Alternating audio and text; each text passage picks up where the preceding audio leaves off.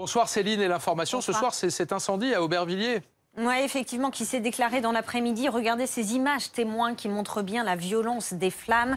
Grosse fumée noire également. Sarah Griffon, vous êtes sur place. Un important dispositif des pompiers est déployé depuis environ 1h30. Effectivement, vous les avez vus sur ces images, des images assez impressionnantes. Il s'agit d'un feu qui s'est déclenché il y a à peu près 1h30 dans un entrepôt de textiles. De l'épaisse fumée noire s'échappe de ces toits depuis plus d'1h30 désormais. Il est parfois même impossible de voir à 10 mètres tellement cette fumée a recouvert tout le quartier ici à Aubervilliers. Une fumée d'ailleurs visible à l'autre bout de Paris, dans le sud de la capitale. C'est impressionnant certes, mais Madame la maire Myriam Derkaoui a tenu à rassurer la population. Aucune victime n'est à déplorer.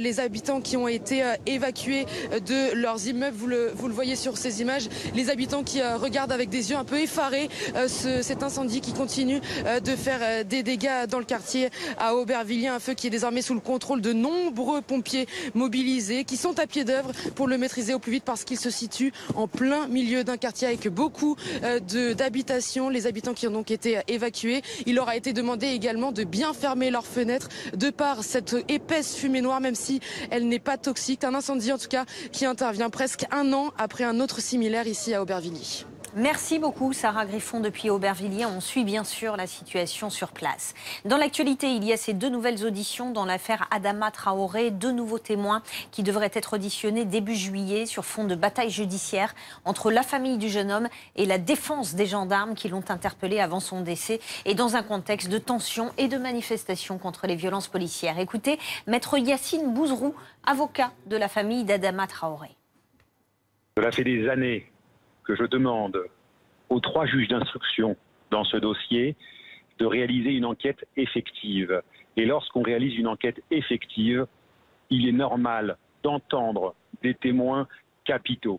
Il y a donc ces 2 témoins qui auraient dû être interrogés depuis très longtemps, où les magistrats refusaient pour des raisons que nous ignorons. Aujourd'hui, nous saluons cette décision des magistrats qui décident enfin d'instruire ce dossier Adama Traoré. Le ministre de l'Intérieur, Christophe Castaner, saisit la justice après la révélation de messages racistes publiés sur Facebook dans un groupe privé qui réunit, semble-t-il, des membres des forces de l'ordre. Selon une enquête du site d'information en ligne Street Press, des messages de haine, des messages racistes, des messages homophobes y sont échangés. C'est le parquet qui dira s'il donne suite ou non et s'il ouvre une enquête.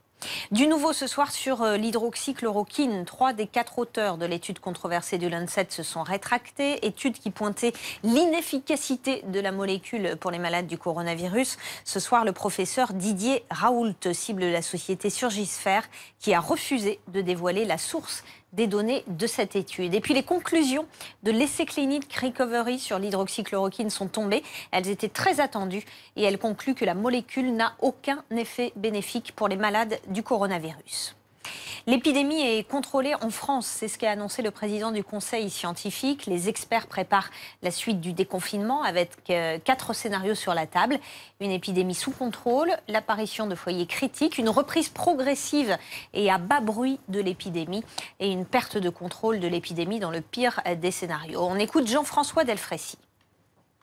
Nous pensons que c'est le scénario numéro 1, c'est-à-dire un contrôle de l'épidémie qui est le plus probable.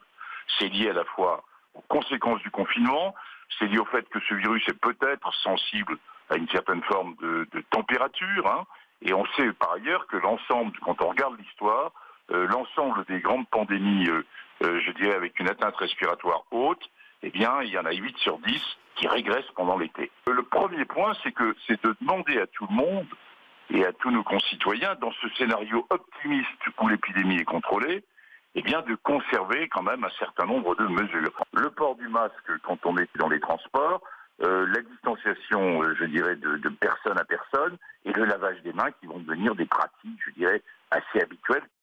Votre météo pour demain matin, il y aura des pluies qui vont traverser la France entre la Charente-Maritime et la région Grand Est. Beaucoup de nuages sur le sud-ouest et le nord des Alpes. Quelques éclaircies à Brest, Nantes, Paris ou encore Lille. Et puis du soleil autour de la Méditerranée. Les températures demain matin, 7 à Cherbourg, il fera 11 degrés à Paris, 15 pour Lyon et Toulouse et 16 à Nice.